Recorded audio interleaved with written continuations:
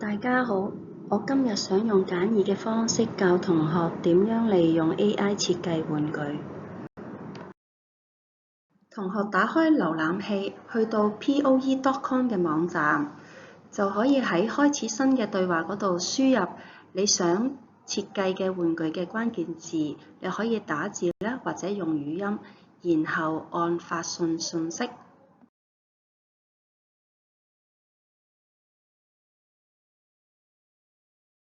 撳咗發送信息之後 ，AI 就會開始生成圖像㗎啦。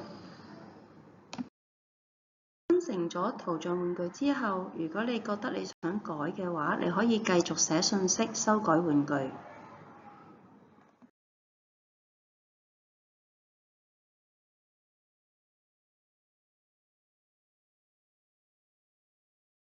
你輸入嘅信息越詳細，設計就會越嚟越接近你想像嘅玩具模樣㗎啦。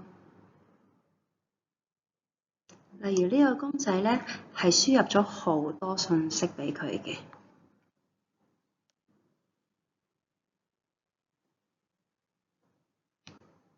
你可以一次過輸入，或者你逐啲睇到個圖你想改就再加信息。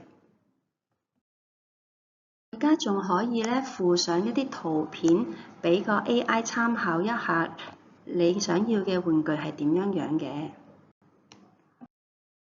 入咗圖片之後，你想要嘅玩具就參考咗你嘅圖片，就唔係純粹個 AI 自己幫你諗一個玩具出嚟。